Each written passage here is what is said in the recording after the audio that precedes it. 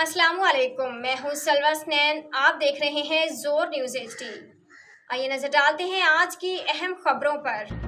خبر شامل کرتے ہیں مظفر گڑھ سے بیورو چیف مشتاق احمد آسی کی رپورٹ کے مطابق مظفر گڑھ ملک حاجی محمد اکبر زرگر مرحوم کے سال ثواب کے لیے قرآن خوانی کا اہتمام کیا گیا۔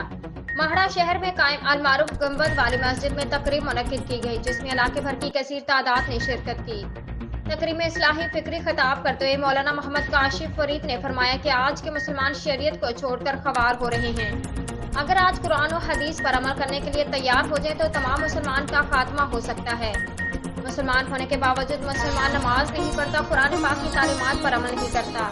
مسلمانوں کو چاہیے اپنی زندگی میں نماز اور قرآن پڑھنے کا خاص اہتمام کریں، آخرت کی فکر کریں۔ حضرت مولانا محمد یونس عثمانی نے اپنے خطاب کے دوران شرکاء سے فرمایا کہ اللہ تعالیٰ نے زندگی اور موت کا نظام بنا کر اپنی حکمت ظاہر کی ہے۔ اللہ تعالیٰ نے موت بنا کر زندگی کی تمام پریشانیوں سے چھٹکارا عطا فرمایا۔ اللہ تعالیٰ نے موت کا سلسلہ قائم کر کے اپنی ملاقات کا شرف عطا فرمایا۔ موت کا سلسلہ جاری کر کے جنت کی نعمتیں عطا کی۔ موت کو برا نہ کہیں، موت تو محبوب سے محبوب کو ملانے والی ہے۔ اللہ تعالیٰ نے موت پیدا کر کے یہ دیکھنا چاہتا ہے کہ کون اچھے اعمال کر کے اپنی آخرت سنوار کے آتا ہے۔ اللہ تبارک و تعالیٰ نے موت پیدا کر کے احتساب کا سلسلہ جاری کیا ہے۔ آج کے لیے اتنا ہی۔ مزید خبروں اور اپڈیٹس کے لیے دیکھتے رہیں زور نیوز ایچ ڈی۔